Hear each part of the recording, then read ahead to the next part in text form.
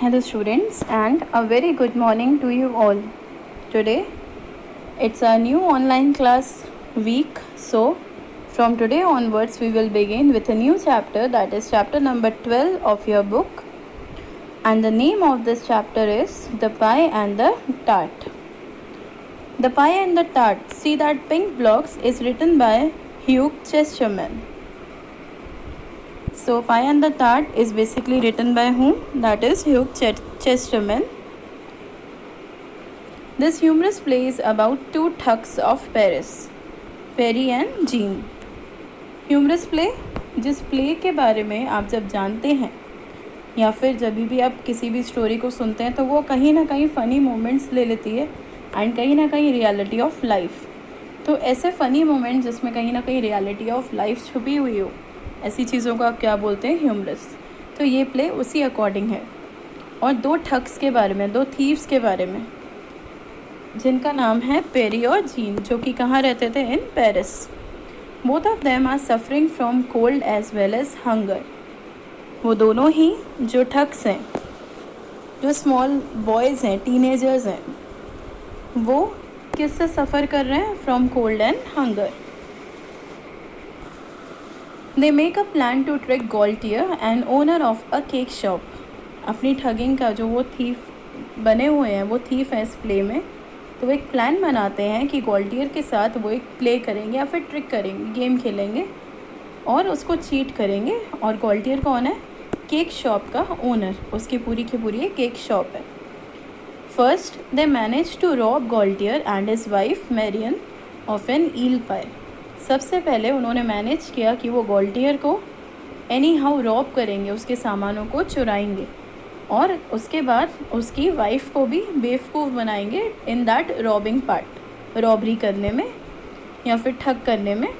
और इस अकॉर्डिंग उन्होंने सबसे पहले क्या चुराया उनकी केक शॉप से? एक ईल पाए.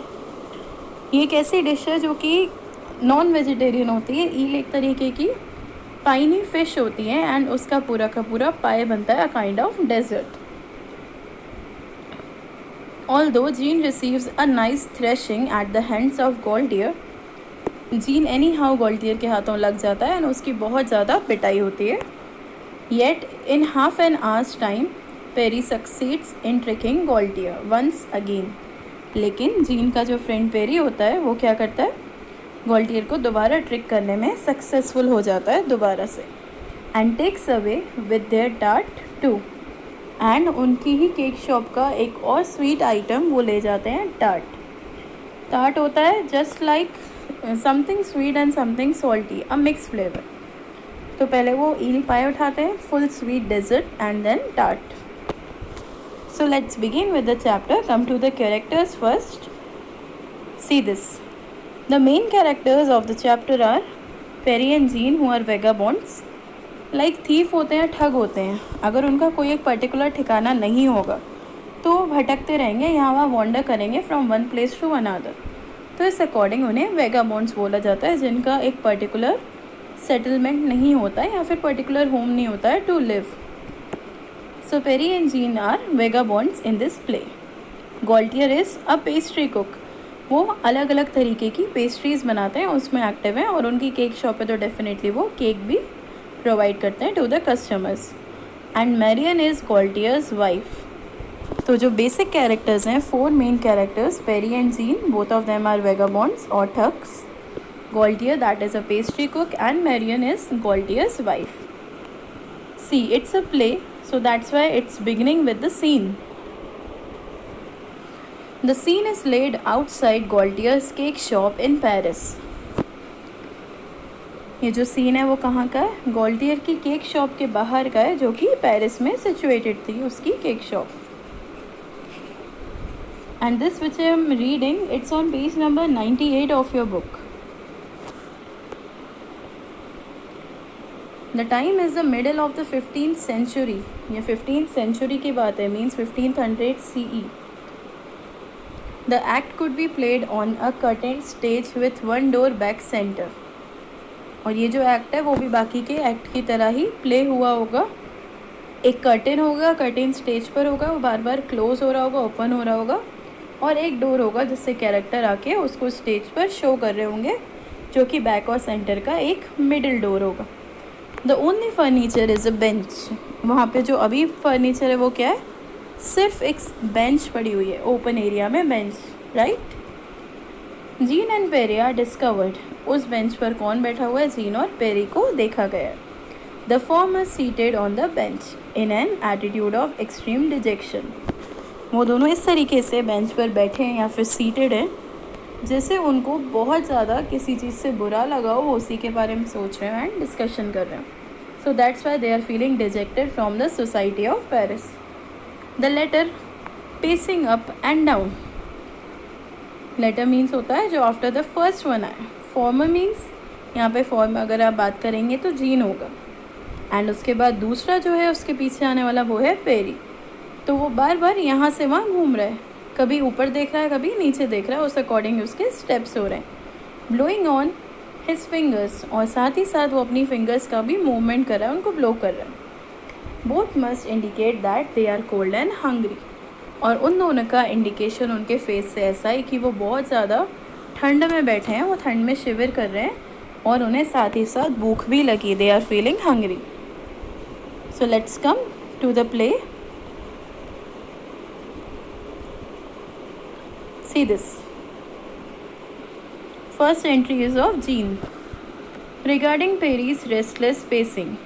मैंने बोला था फॉर्मर चुपचाप सोफ़ा पर बैठा हुआ है, that bench, sorry not the sofa but the bench. तो जो बैठा हुआ था वो पर्सन जीन था, एंड जो लेटर था जो फर्स्ट वन के बाद आएगा मीन्स पेरी, वो अप एंड डाउन यहाँ से वहाँ कंटिन्यूसली कभी उठ रहा है, कभी बैठ रहा है, कभी ऊपर देख रहा है, कभी नीचे देख रहा है। So that's why first dialogue is of Jean's, जो कि पेरी को बोला जाता है जब वो रेस्टलेसली यहाँ से वहाँ पेस करता है। Must you keep doing that. क्या तुम इसी तरीके से अपना मूवमेंट करते रहोगे? ये क्वेश्चन था किसका? जीन का पेरी से। Perry replied, it's this blasted cold. Cold कैसा बताया उसने? ब्लास्टेड मतलब हद से ज़्यादा थंडर स्टॉक, जो उनको शिविर करवा रहा हो, जिससे वो कंट्रोल में ना ला पा रहे हैं। If I stop walking I shall freeze. अगर मैं कंटिन्यूसली यहाँ वहाँ वॉक नहीं करता रहा और मैंने अप एंड डाउन अगर नहीं देखा, पेस नहीं किया मैंने, तो ऐसा लगता है अगर मैं एक ही जगह बैठा रहा तो मैं फ्रीज़ हो जाऊँगा, इतना ज़्यादा कोल्ड है। तो अपनी बॉडी को कहीं ना कहीं वो हॉट या वार्म लुक देने के लिए पेरी ने बोला कि वो फ्रीज़ ना हो, इसलिए वो यहाँ से वहाँ मूवमेंट कर रहे हैं। I am dying of hunger and cold. और उसने साथ में ये भी बोला कि वो भूख से और ठंड से मर रहा है। बिल्कुल ये सिचुएशन हो गई उसकी। Then Jean says, so am I. ऐसा ही मेरे साथ हो रहा है, but I prefer to die sitting down. But उसने ये क्यों प्रेफर करा कि वो बैठ कर ही डाई होना चाहता है? बिकॉज ऑलरेडी वो हंगर से डाई हो रहे थे, एंड कंटिन्यूसली वो वॉक करेंगे तो उनकी एनर्जी और ज़्यादा रिलीज़ होगी from their body, and maybe they can die if they are moving so fastly. So इसी according fast movement led them to die earlier. Then Perry says, we make a pretty pair, you and I. Perry ने ये बोला कि हम दोनों मिलकर एक बहुत अच्छा पेयर बनाते हैं। पेयर कैसे? दोनों के दोनों ठग से, दोनों के दोनों क्लोज फ्रेंड थे, एक साथ ही दोनों हर एक सिचुएशन हैंडल करते थे। ठंड भी दोनों को लग रही थी एंड भूख भी। So any how if they are best friends, तो वो एक साथ अपने सारे काम करते थे। That's why they were making pretty pair. Paris should be proud of us. Paris जो है उसको प्राउड होगा ऐसे दो बेस्ट फ्रेंड्स पर जो कि प्रेटी पेयर बना रहे हैं। There are 23 holes in this tunic.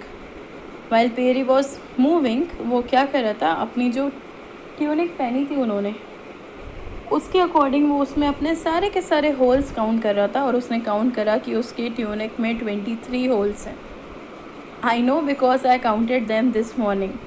उसे भूख लगी थी और अपना ध्यान हटाने के लिए उसने अपने ट्यूनिक पर जो भी उसने टी शर्ट के ऊपर वेबल्स पहना था उसको कंटिन्यूसली वो काउंट कर रहा था, और टोटल मॉर्निंग में कितने ट्यूनिक्स में छेद निकले? That were 23।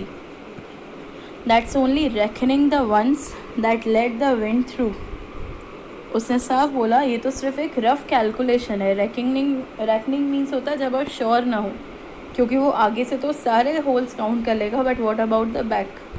तो इसलिए उसने ये बोला कि उसने जो भी काउंट करा है वो एक रफ़ फिगर है, मुझे नहीं पता कि और कितने ज़्यादा होल्स हैं जिनको मैं काउंट नहीं कर पाया, मैं देखने में अनेबल हूँ। और उन होल से विंड कंटिन्यूसली अंदर जा रही है मेरी बॉडी के, इसलिए मुझे ज़्यादा कोल्ड फील हो रहा है। No doubt there are others. और उसको कोई डाउट नहीं था कि 23 के अलावा भी उसके बॉडी में जो ट्यूनिक उसने पहना है उसमें और ज़्यादा होल्स होंगे, but left that pass. But वो कुछ नहीं कर सकता, सिर्फ जो विंड आ रही है उसको ईजिली पास होने दे सकता है उन 23 होल्स और अदर होल्स के थ्रू अपनी बॉडी पे। तो डायरेक्टली विंड उसको बहुत ज़्यादा अटैक कर रही थी। Then Jean says the holes in your tunic don't interest me.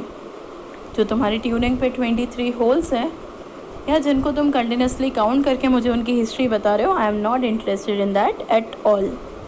What I am concern about is the hollow in my stomach. मैं किस चीज़ के लिए सबसे ज़्यादा टेंशन में हूँ या कंसर्न हूँ, किस चीज़ की मुझे चिंता है, वो है सिर्फ एक बड़ा सा हॉलो, एक बड़ा सा गैप या छेद जो मेरे स्टमक में हो रहा है, जो इस ट्यूनिक के सारे स्मॉल होल से बहुत ज़्यादा बड़ा है। We must live and without a meal. मुझे, हम दोनों को ज़िंदा तो रहना है लेकिन शायद बिना खाने के। Then peri says that's what I said to जज Gaston when I was pinched last month for begging. तब पेरी ने बोला, यही मैंने जज गेस्टन को बोला था कि हमें ज़िंदा तो रहना है लेकिन शायद बिना मील के, क्योंकि हम कंटिन्यूसली बेगिंग करते हैं और हमें कुछ नहीं मिलता। Why he was punished for begging last month, इसलिए क्योंकि जो भी आपकी बड़ी कंट्रीज़ होती हैं, फॉरेन कंट्रीज़, उसमें कहा जाता है लोगों को ठग या बेगर नहीं बनना चाहिए। अगर वो बेगर बन रहे हैं तो उनके पास कोई तो ऐसा टैलेंट होगा जो वो लोगों को दिखाएं एंड इसके अकॉर्डिंग कुछ ना कुछ अर्न करें। इवन दो उनकी अर्निंग बाकी सारे जो रिच मैन हैं उनके अकॉर्डिंग नहीं होगी, बट एनी हाउ वो अपने पैरों पर कैसे भी खड़े तो होंगे। तो लोगों को अगर उनका कोई भी कॉन्सर्ट या कोई भी टैलेंट अच्छा लगा तो वो डायरेक्टली उनको जो भी मनी उनको देनी होगी वो देंगे। So that's not direct begging, that is indirect begging, कि आप अपना स्मॉल टैलेंट दिखा रहे हैं एंड आप उसके अकॉर्डिंग मनी अर्न कर रहे हैं। सो एनी हाउ इस अकॉर्डिंग पीपल को पनिशमेंट मिलता है अगर वो बेगिंग करते हुए पाए गए तो, बिना किसी काम के। If they are sitting idle and just begging, कि कुछ मिला तो ही खाएंगे, अगर मनी नहीं मिली तो मेहनत नहीं करेंगे। That's why Perry was punished by Judge Gaston. Okay. Coming to the next page. Said what? Gene ने बोला कि तुमसे क्या बोला था जज ने। पेरी ने बोला, he asked me why I did it. जज ने पूछा था मैंने बैगिंग क्यों करी, and I said well your honour I must live, and he looked me up and down and said I really don't see the necessity. जज को उसने बोला मुझे ज़िंदा रहना था इसलिए योर ऑनर मैंने ये काम किया। लेकिन जज ने मुझे पूरा ऊपर से नीचे तक देखा और उन्होंने बोला मुझे कोई ऐसी नेसेसिटी नहीं दिखती है कि तुम्हें रहना है, क्योंकि अगर कंटिन्यूसली तुम्हें पनिशमेंट मिलता रहेगा तो any how you will be punishable. तो नेसेसिटी क्या है ज़िंदा रहने की अगर आप इसी अकॉर्डिंग फर्दर बेगिंग करते रहेंगे तो। जीन सेड अ वैग दैट जज। जीन ने क्या बोला, वो जज एक वैग है, मतलब कि क्लेवर टॉकर है, जो अपनी बातों से ही किसी को भी कुछ भी समझा सकता है, उल्टा सीधा बोल सकता है। So he is very clever while he is talking. Pierre said he didn't know what I was to be hungry. See here, my pretty, this can't go on. I'm going to knock on every door in this street. And since charity begins at home, I shall begin right here, indicating the cake shop. Perry ने क्या बोला, जज को नहीं पता कि मैं hungry क्यों हूँ, लेकिन माई प्रेटी फ्रेंड, माई प्रेटी पेयर, मेरी तरफ देखो। मैं कोई भी काम करके तो नहीं चला सकता अपने आप को, लेकिन मैं एक मेहनत ज़रूर कर सकता हूँ इस पूरी स्ट्रीट पर जहाँ पर हम लोग बैठे हैं, ऑन दैट नॉर्मल बेंच। उस स्ट्रीट में आसपास जितने भी घर हैं, जो भी है, मैं सबको नॉक करूँगा और एक एक डोर से जाकर भीख मांगूंगा। लेकिन उसने ये बोला since charity begins at home, जो कि एक इडियम है, तो उसने बोला अगर चैरिटी घर से ही स्टार्ट होती है तो क्यों ना हमारे पास जो एक घर है, मीन्स जो केक शॉप है, cake shop plus the house together, क्यों ना वहीं से ही हम शुरुआत करें। You would better not be seen, go into the next street and try your luck there. Perry ने साथ में ये भी बोला, जब तक मैं यहाँ जाऊँ बात करने, तुम यहाँ पर नज़र भी नहीं आनी चाहिए। ये चीज़ उसने जीन को बोली थी। बेटर है कि तुम जाकर अपना लक किसी दूसरी स्ट्रीट में ट्राई करो। अगर हम सेम स्ट्रीट में मांगेंगे तो हम दोनों के चेहरे और लोगों के सामने आ जाएंगे एंड हमारा लक बैड लक में कन्वर्ट हो जाएगा। Jean begins to go but Perry calls him back. Jean जाने तो लगता ही है कि चलो ठीक है मैं भी अपना लक ट्राई करूं, बट पेरी उसको वापस बुला लेता है। Wait a minute brother, let's hear what you can do. फिर वो बोलता है देखते हैं, सुनो कि तुम क्या कर सकते हो मेरे लिए। He knocks on the bench and assumes a mendicant voice and attitude. Gene क्या करता है, वो पहले नॉर्मली बेंच पर जिस पर बैठा रहता है उस पर कंटिन्यूसली अपनी फिंगर से कोई ना कोई वॉइस करता है, नॉक करता है। लेकिन तभी वो एक मेंडिकेंट वॉइस सुनता है। Mendicant voice means like person जो बेगिंग करते हैं उनके अपने एक सेपरेट डायलॉग्स होते हैं वाइल बेगिंग, कि हमें पता चले कि हाँ वो बेगर है और वो भीख मांगने आया। Just like the same thing एक मेंडिकेंट वॉइस होती है हर एक पर्सन की। तो उसने वो वॉइस सुन ली थी कि पेरी अपने लिए बेगिंग करने जा रहा है एंड वो बेगिंग वाला एटीट्यूड भी देख लिया था और सुन लिया था।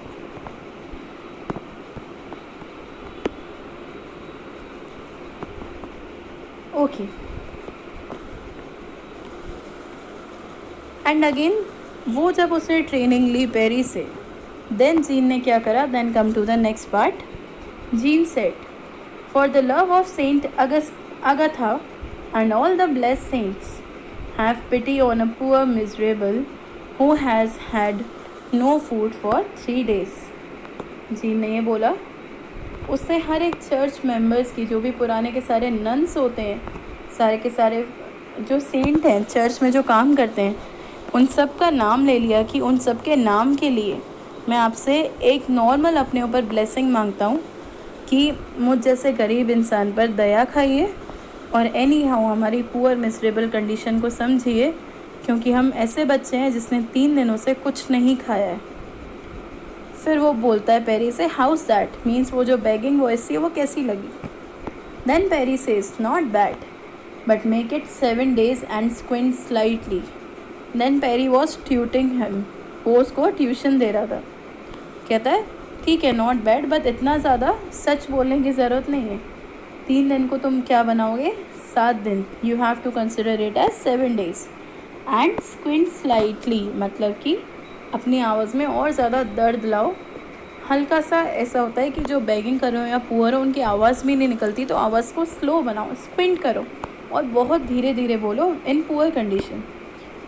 It's sure sign of starvation, और यही एक साइन है भूख दिखाने का कि हम भूख से तड़प रहे हैं। We are starving, we are hungry. Then exit Jean, इस टाइम पर जीन एग्जिट हो जाता है। बट एनी हाउ पेरी को लगता है कि जीन प्रिपेयर्ड नहीं है, तो फर्स्ट ट्रायल पेरी ही करता है और जीन को नेक्स्ट स्ट्रीट होती है उस पर भेज देता है कि दोनों अपना अपना लक ट्राई करेंगे। Perry says, knocking on the cake shop door, alms good sir. वो डायरेक्टली बोलता है आर्म्स। आर्म्स होती है मनी, जो आप किसी को भी नॉर्मली देते हैं, मीन्स बैगिंग के फॉर्म में। So alms is money. तो वो कहता है good sir, for the love of God and all his blessed angels, take pity on a poor traveller who has had no food for a week. तो उसने continuous वही line अपनी repeat करी जो कि एक पुअर बैगर को करनी चाहिए। जैसे हम बोलते हैं गॉड की दुहाई देना, तो उन्होंने भगवान का नाम भी ले लिया, सारे के सारे एंजल्स का नाम भी ले लिया जो कि ब्लेस्ड है, मतलब कि जिनकी डेथ हो चुकी है लेकिन उन्होंने बहुत अच्छा काम किया और वो स्वर्ग में जा चुके हैं। तो ऐसे एंजल्स के लव के कारण या गॉड के फेथ के कारण एनी हाउ आप इस पुअर बच्चे पर या फिर ट्रैवलर पर दया खाइए और उसको फूड दीजिए, क्योंकि उसने 1 हफ्ते से कुछ नहीं खाया। Mister Gaultier comes to the door. ये सारी बातें सुनकर गॉल्टियर डोर तक आते हैं। He is a man of about 50। वो कितने साल के हैं, उनकी एज क्या है, 50 years। Well preserved and obviously content with his lot. वो बहुत ज़्यादा अच्छे से प्रिजर्व थे, रिच थे और अपने अंदर कंटेंट भी थे, सेटिस्फाइड भी थे, उनके पास जो भी है वो बहुत ज़्यादा है। Go away, I have got nothing for you, my wife is away and I am busy, you would better go to the next street. Gaultier ने क्या बोला? उसने डायरेक्टली गुस्से में बोला कि यहाँ से जाओ, मेरे पास तुम लोगों के लिए तो कुछ भी नहीं है, मेरी वाइफ ऑलरेडी यहाँ पर नहीं है, वो बाहर गई हुई है और मैं खुद भी बहुत ज़्यादा बिजी हूँ, तो बेटर है तुम इस स्ट्रीट को छोड़कर किसी नेक्स्ट स्ट्रीट में अपने लिए फूड मांगो। गॉल्टियर स्लैम्स द डोर, गॉल्टियर उनके मुंह पर दरवाज़ा बंद कर देता है, पेरी के मुंह पर, और पेरी वहाँ से एग्जिट हो जाता है। Then enter Jean, he looks on the door, hesitates and then knocks। Jean भी उसी डोर पर देखता है, हेजिटेशन में आता है और फिर नॉक करता है उस डोर को। जीन क्या कहता है? Same dialogue, for the love of Saint Agatha, Saint Nicholas, Saint Crispin and all the blessed company of heaven, have pity upon a poor miserable who has had no food for 7 days। उसने ये सारे dialogue repeat करे, सारे के सारे again cents का सबका नाम लिया, जो भी एंजल थे, हेवन प्रीस्ट थे, और यही बोला कि पुअर बच्चे पर दया खाओ। उसने 7 दिनों से कुछ नहीं खाया। The door is open by Marion, this time Gaultier ने डोर नहीं खोला था, बट किसने खोला था? मैरियन ने। She is younger than her husband, उसका हस्बैंड 50 year ऑफ एज है, बट वो उससे यंगर है। स्टाउटिश, स्टाउटिश होता है short heighted, but Kamli, Kamli means then also sweet, जो कि एक्टिव हो, कंटिन्यूसली यहाँ वहाँ आ जा सके। So any how we will continue the chapter tomorrow. Let's go through the chapter once again, and if there is any doubt just mark that for us. Thank you class, have a nice day.